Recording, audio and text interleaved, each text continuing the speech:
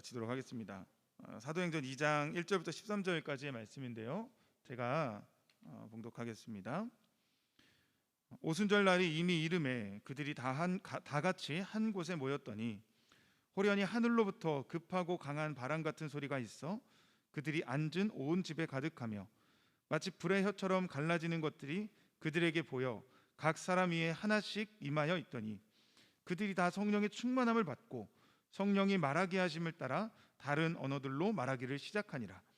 그때에 경건한 유대인들이 천하 각국으로부터 와서 예루살렘에 머물러 있더니 이 소리가 나매 큰 무리가 모여 각각 자기의 방언으로 제자들이 말하는 것을 듣고 소동하여 다 놀라 신기하게 여겨 이르되, 보라, 이 말하는 사람들이 다 갈릴리 사람이 아니냐?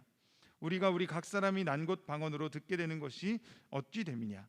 우리는 바데인과 메데인과 엘람인과 또 메소포다미아, 유대와 갑바도기아, 본도와 아시아, 부르기아와 밤빌리아, 애국과 및 구레네에 가까운 리비아 여러 지방에 사는 사람들과 로마로부터 온 나그네 곧 유대인과 유대교에 들어온 사람들과 그레데인과 아라비아인들이라.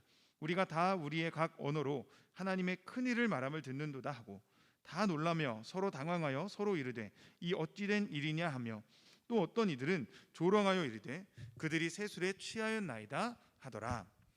아멘. 잘 읽죠? 네, 열심히 연습했습니다. 사도행전 2장은 우리가 오순절 성령 강림 사건으로 많이 봤던 본문이죠. 하나님은 이 모여있던 초대교회 무리들에게 성령을 부어주셨어요. 그리고 이 사람들은 성령이 오시는 모습을 눈으로 볼 수 있었고 그 안에서 이것이 성령의 역사구나라는 것을 명확하게 볼 수 있었습니다. 왜 이 사건을 허락하셨을까? 이게 오늘의 설교의 메인 내용입니다. 여러분, 하나님이 이 오순절 성령 사건을 보여주신 이유가 무엇일까요? 먼저 이들이 모여 있었다는 게 중요해요. 자, 모여 있을 때 그리스도인들은 모이는 사람들입니다. 그건 이제 이 세상과 반대되는 삶을 이야기하는 거예요.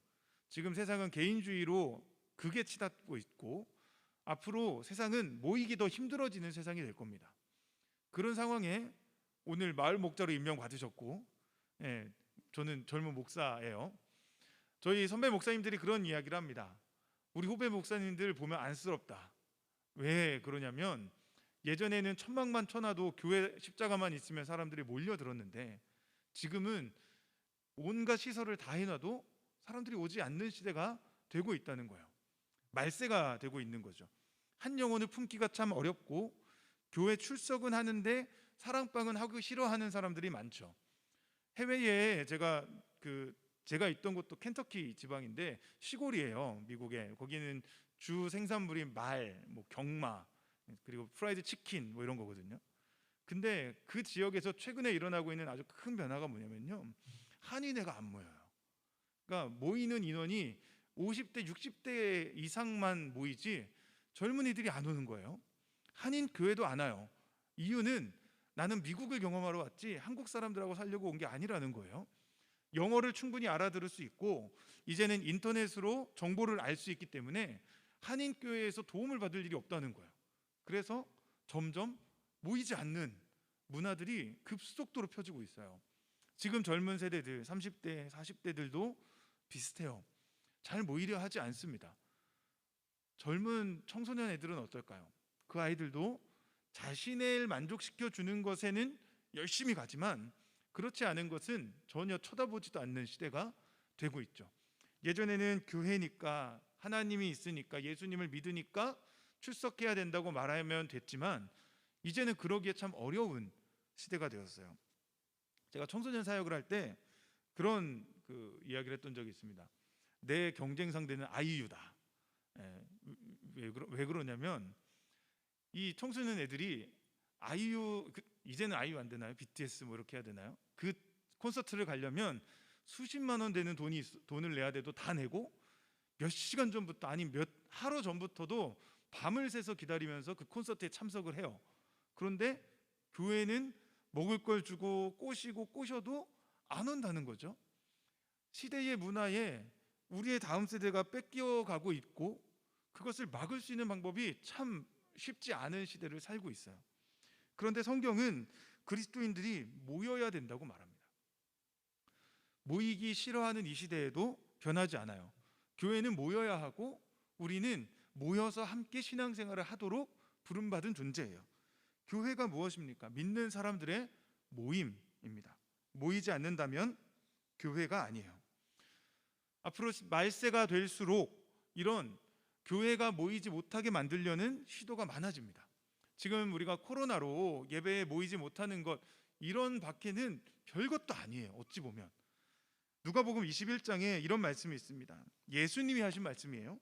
또 이르시되 민족이 민족을, 나라가 나라를 대적하여 일어나겠고 곳곳에 큰 지진과 기근과 전염병이 있겠고 또 무서운 일과 하늘로부터 큰 징조들이 있으리라.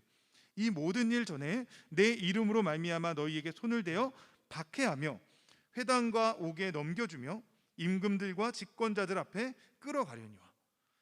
마지막 때를 이야기하실 때 예수님은 아주 무서운 경고를 하십니다.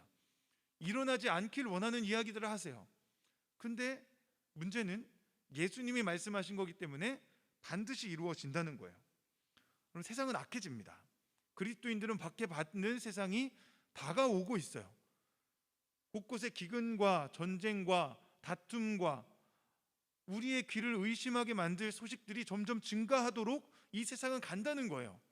그게 성경이 이야기하는 말세의 특징입니다. 그러면 우리는 어떻게 해야 할까요? 그런 세상이 되지 않도록 싸우는 것이 꼭 정답일까요? 물론 우리는 세상의 악한 문화를 반대해야 하죠. 평등법, 차별금지법, 악한 문화를 만드는 그런 세력들에게 우리가 저것은 옳지 않다고, 잘못되었다고 목소리를 내야 합니다. 하지만 중요한 건 우리가 그렇게 목소리를 내는 것과 별개로 세상은 그 길을 향해 가고 있다는 거예요. 그것을 막기에는 너무나 힘든 세상이 되고 있다는 거죠. 잘못된 것이라고 지적하는 선지자적 사명이 우리에게 있지만 그것을 마땅히 해야 하지만 예수님이 예언하신 말세는 그렇게 악해지는 세상이라는 거예요. 우리가 막을 수 있는 차원의 것이 아니라는 거죠. 이 악해지는 세상 속에 그리스도인들은 거룩을 지키며 정결하게 살아야 하지만 세상은 갈수록 악해질 수밖에 없다라고 말하는 겁니다. 그래서 예수님은 끝까지 견디는 자에게 복이 있다고 말씀하셨죠. 마지막에 구원받는 자가 많지 않다고 하셨습니다. 여러분, 선지자들은 박해받았습니다. 선지자들이 살았던 길은 가시밭 길이에요. 그래서 우리가 선지자적 사명을 감당하기 위해서는 선지자들이 당했던 고난을 감당할 용기가 필요한 거죠. 이 시대가 뒤로 갈수록, 말세에 가까워질수록 믿음의 사람들은 그 어려움을 짊어지고 살아갈 용기가 필요하다는 거예요. 처음에 초대교회에 있었던 그런 끔찍한 박해가 다시 이 땅 가운데 올 수 있다는 겁니다. 왜요? 하나님이 이끌어 가시는 역사는 처음으로 다시 돌아가는 거거든요. 하나님이 이끌어 가시는 역사는 십자가를 기점으로 다시 에덴으로 돌아가는 거예요. 그런데 그것이 이 역사가 거꾸로 가는 게 아니기 때문에 다시 새 하늘과 새 땅을 창조하시는 요한계시록이 오기까지, 그 새 하늘과 새 땅은 하나님께서 새롭게 이루시는 에덴 동산과 같은 곳이기에 하나님이 이 땅의 역사를 다시 거꾸로 일으키셔서 마지막 때를 우리로 이끌어 가시는 거예요. 그런 의미에서 그리스도인들에게 초대교회의 박해 같은 그런 엄청난 박해가 오지 않는다고 말할 수는 없어요. 우리는 오히려 박해를 선택할 줄 아는 사람이 되어야 합니다. 그것이 그리스도인이에요. 시위를 하거나 악한 문화를 반대하는 것은 우리가 마땅히 해야 하지만 그것이 하나님을 위한 게 아니라 내 욕심을 위한 경우가 있어요. 차별금지법을 반대하는 이유가 무엇입니까? 차별금지법이 제정되면 내가 신앙생활하기에 불편해서, 그건 좀 생각해 봐야 돼요. 우리 아이들이 신앙생활하기에 불편해서 그것도 과연 옳을까 생각해 봐야 돼요. 왜요? 신앙생활은 편한 것이 아니에요. 우리가 이런 악법들을 반대해야 하는 이유는 내 편이나 내 교회가 잘 되기 위해서가 아니에요. 그런 악법들을 반대해야 되는 이유는 하나님이 미워하시기 때문이죠. 하나님이 원하지 않는 것이라고 선언해야 되는 거예요. 그래서 그렇게 선언하려면 우리는 불편을 감수해야 돼요. 잘못된 것이라고 이야기하기 위해서는 그것에 대한 손해를 감수할 수 있어야 돼요. 기독교인이 이기적인 모습만 보이고 세상을 향해 잘못됐다고 말한다면 세상은 우리의 말을 듣지 않아요. 우리는 십자가를 지고 공의를 선포하는 자들이 되어야 한다는 거죠. 그리스도인들, 우리에게는 이기심이 아니라 이타심을 가지고 데모를 하든 시위를 하든 그렇게 해야 된다는 거예요. 중요한 것은 우리가 살아갈 삶은 녹록지 않다는 것이 성경이 말하는 진리라는 겁니다. 마태복음 5장 10절부터 12절에 예수님 이렇게 말씀하셨습니다. 의를 위하여 박해를 받는 자는 복이 있나니 천국이 그들의 것입니다. 의를 위하여 박해를 받는 자가 있다는 거예요. 그냥 예수님 믿으면 아무 문제 없이 평안하게만 사는 게 아니라 예수를 믿으면 의를 위하여 박해받는 경우가 생긴다는 거예요. 지금은 우리 일상에 서운한 것, 오해받는 것, 교회 나온다고 손해보는 그런 정도의 박해가 있지만 그것을 뛰어넘어서 요한복음 16장에 말씀하는 너희를 칼로 죽이고 공회에 끌고 간다는 그런 끔찍한 박해가 우리 미래에 찾아올 수 있다는 거죠. 그런 의를 위한 박해가 복이 있다라고 주님 말씀하시면서 우리에게 좁은 문, 좁은 길로 들어가라고 하신다는 거예요. 마태복음 5장 11절 12절 나로 말미암아 너희를 욕하고 박해하고 거짓으로 너희를 거슬러 모든 악한 말을 할 때에는 너희에게 복이 있나니 기뻐하고 즐거워하라. 하늘에서 너희의 상이 큼이라. 너희 전에 있던 선지자들도 이같이 박해하였느니라. 이렇게 안 됐으면 좋겠죠. 그죠? 저도 그래요. 제 미래가 핑크빛이었으면 좋겠고 우리 아이들이 살아가는 미래가 좋았으면 좋겠어요. 막 다 잘 사는데 예수님 오셨으면 좋겠어요. 그런데 성경은 그렇게 이야기하지는 않아요. 말세가 될수록 세상은 악으로 가득해진다고 말합니다. 그래서 그리스도인들은 더 하나님 앞에 무장하고 정결하고 거룩한 자가 되어야 한다고 말해요. 좁은 문, 좁은 길로 간다는 것은 그냥 찬양의 가사가 아니라 우리가 선택해야 되는 인생의 길이 되어야 합니다. 10년 후 우리는 밝은 미래가 있기를 꿈꿔요. 하지만 10년 후 우리에게 밝은 미래가 있다라고만 할 수는 없어요. 어떤 일이 우리에게 찾아올지 모릅니다. 그런데 중요한 건 이 땅에서의 살아갈 그 시간들, 그 시간의 고난들을 견뎌내면 그 이후에 하나님이 영광을 주신다는, 영광의 나라에 들어가는 그 면류관을 주신다고 약속했다는 겁니다. 이 땅에서 편안하고 안락하게 살아가는 10년, 20년, 30년의 삶이 아니라 그 이후에 하나님이 우리에게 주실 그 영광의 나라, 그 하나님의 나라를 바라보며 이 땅에서 고난을 감수하고 믿음으로 살아내라는 것이 성경의 가르침이잖아요. 우리는 그렇게 살도록 부름받은 자라는 겁니다. 시선을 넓게 열어야 하죠. 이 땅의 수고와 희생을 하나님이 갚아주신다 믿으며 오늘 마을 목자 임명 받으신 거고 그동안 마을 목자로 섬겨 오신 거고 앞으로 그렇게 살아가는 거죠. 하나님 나라의 상급이 없다면, 그 면류관이 없다면 우리가 뭐하러 헌신하고 수고하겠습니까? 우린 그 이유를 보는 자들이죠. 하나님은 이런 미래를 준비하라고, 이런 미래에 담대하게 살아가라고 성령을 허락해 주셨어요. 이게 오늘 우리가 나누고자 하는 말씀입니다. 사도행전 2장에 있는 이 초대교회의 오순절 강림 사건, 이 엄청난 기적의 사건의 이유는 사도행전 3장부터 이어지는 계속되는 핍박과 박해, 초대교회 그리스도인들이 감당해야 했던 그 십자가의 무게를 능히 감당할 수 있도록 성령을 부어주신 거라는 거예요. 그러니까 이건 방언을 받는 그 방언에 관한 이야기라기보다 하나님께서 그의 백성을 지키시고 강하게 하시고 보호하기 위해서 이 역사를 허락해 주셨다는 거예요. 성령을 부어주셨다는 겁니다. 이 부분은 아주 중요해요. 여러분, 예수님이 승천하신 후에 제자들은 그들이 원하던 예수님 좌우에 앉지 못했습니다. 오히려 복음 때문에 고난을 받았죠. 그 핍박과 고난, 매맞음과 죽음을 감당할 수 있도록 오순절 성령을 부어주신 거예요. 오늘 본문 사도행전 2장에 보면 그들이 다 같이 한 곳에 모여 있더니 하늘에서 급하고 강한 바람 같은 게 있었다고 기록합니다. 그리고 마치 불의 혀처럼 갈라지는 것들이 그들에게 보여 각 사람이 하나씩 임해 있었대요. 그러니까 지금은 성령이 임했다라고 하면 우리가 믿음으로 받아들이죠. 근데 이때는 눈으로 보이는 성령님의 역사가 있었다는 거예요. 왜 하나님은 그때는 눈으로 보이게 하고 지금은 안 하게 할까? 이유가 있다는 거죠. 이 당시에 임하셨던 오순절 성령님은 그 주위에 있던 사람들, 그 제자들에게 명백하게 하나님이 임하셨다는 걸 보여주심으로 앞으로 닥칠 고난을 이겨내도록 하기 위한 약속, 하나님의 의지의 표현이었다는 거예요. 마을과의 다락방에 모였던 120여 명 그리고 주위의 사람들이 성령의 임하심을 받습니다.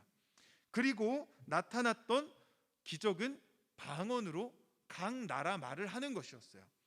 이것은 1장에서 이야기했던 하나님 나라를 회복하시면 이때니까라는 그 질문에 대한 대답이었습니다. 하나님 나라가 언제 회복됩니까? 다시 하나님이 창조하신 죄 없는 에덴이 새 하늘과 새 땅으로 이 땅에 임하는 것이 하나님 나라의 궁극적인 회복인데, 그 일을 이루기 전에 바벨탑 이전으로 인류가 돌아가게 하시는 사건이 오늘 오순절 성령 강림의 사건이었다는 거예요. 바벨탑 이전에 어떤 일이 있었습니까? 모든 사람들이 다 언어가 소통이 됐어요. 말이 통했어요. 그런데 바벨을 지었고 거기서 우리가 흩어지면 면하자 했더니 하나님이 내려오셔서 그들을 흩으시고 언어를 혼잡하게 만드셨죠. 그때부터 각 나라 말이 생기고 사람들 사이에 소통이 되지 않는 상황이 발생한 거예요. 그런데 오순절 성령 강림 사건은 하나님이 지금 인류를 바벨탑 이전으로 처음 창조하셨던 그 땅으로 회복시켜 데려가실 것이라는 것을 보여주시는 상징적인 사건이라는 겁니다. 요한계시록에 이 사건이 해소되죠. 언어의 장벽이. 하나님 나라에는 외국어가 없어요. 신비한 현상입니다. 요한계시록 5장에 있는 하늘의 예배는 각 나라 민족이 다 모여서 예배를 드리는데 함께 한 목소리로 예배를 드리고 있어요. 그 민족들이 모여서 뭐라고 하는 거야? 넌 알아들었어? 이런 얘기가 없어요. 그냥 다 알아듣고 다 소통하죠. 왜 그렇습니까? 이 성령 강림에서 일어났던 방언 사건처럼 바벨탑 이전으로 돌아가 모든 민족이 함께 하나님을 찬양하도록 하나님이 만드신다는 거예요. 그것이 마지막 날 이루어질 일인데 그 일을 이 오순절 성령 강림 사건으로 미리 보여주셨다라는 거죠. 그래서 오늘 이 사도행전 2장은 마지막 때 새 하늘과 새 땅을 이루시겠다는 하나님의 의지적인 선언입니다. 죄로 깨어진 민족들을 성령 안에 하나 되게 하셔서 서로의 말을 알아듣고 함께 하나님의 큰 일을 말하도록 하시는 것이 이 성령 사건의 이유였어요. 방언이 중요한 것이 아니라 여기에 담겨 있는 하나님의 뜻, 하나님의 의지가 중요하다는 거죠. 이 8절 말씀을 보면 각 사람이 난 곳 방언으로 들었다고 합니다. 이게 지금 우리가 흔히 말하는 방언과 좀 다른 거예요. 방언은 논쟁이 많아서 여기서 다루진 않을 거예요. 그런데 하나님이 신비하게 역사하시는 방법 중에 하나가 방언이에요. 그런데 여기 오순절 성령 사건에 나오는 방언은 지금 우리가 경험하는 방언과는 다른 진짜 초자연적인 방언이었어요. 각 사람의 난 곳 방언으로 듣는데, 지금 이 온라인으로 나가는 데에는 여기 자막이랑 지도랑 나오거든요. 근데 이 지도를 제가 왜 넣었냐면 여기에 등장하는 이 각 나라들, 바데, 메데, 엘람, 메소포타미아 뭐 하면서 쭉 나오는 이 나라들이 이 당시에 세계, 전 세계라고 할 수 있는 할 수 있을 정도로 넓게 퍼진 도시들이었어요. 그러니까 완전히 소통이 될 수 없는 나라들인데 그 나라들끼리 서로 말을 알아들을 수 있는 방언이 주어졌다는 거예요. 지금으로 이해하면 한 사람은 영어로, 한 사람은 중국어로, 한 사람은 프랑스어로, 한 사람은 독일어로, 한 사람은 스페니쉬로, 한 사람은 한국말로 방언을 막 하는 거예요. 그런데 내용이 같아요. 하나님의 큰 일에 대한 이야기, 예수님의 구원과 예수님의 죽음과 부활, 구원의 사건, 하나님이 이루실 새하늘과 새 땅을 창조하실 그 일들을 각 나라 말로 방언으로 하고 있는 거죠. 그러니까 여기에 있던 사람들은 깜짝 놀란 거예요. 우와, 저 사람은 갈릴리 사람이고 유대인인데 어떻게 이 우리나라 말을 알아? 신기하다. 그런 일이 일어난 거죠.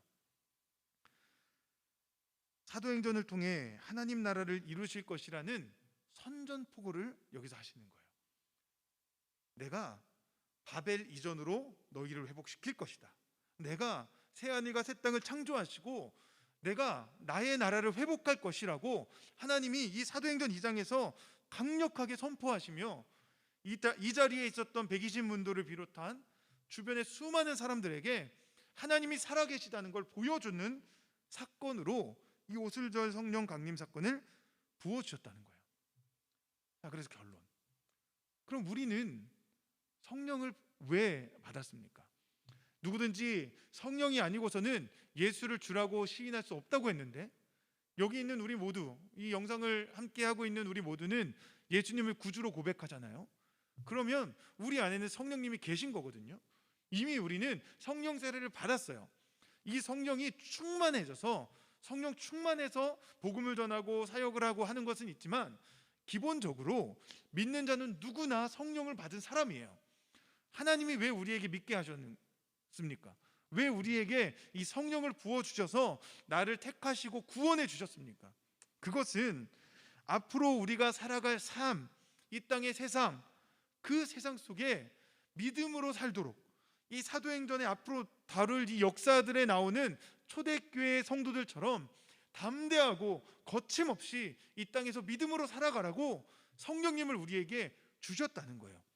그러니까 믿는 자가 살아가야 할 삶은 성령으로 충만하여져서 세상 가운데 승리하는 삶이죠.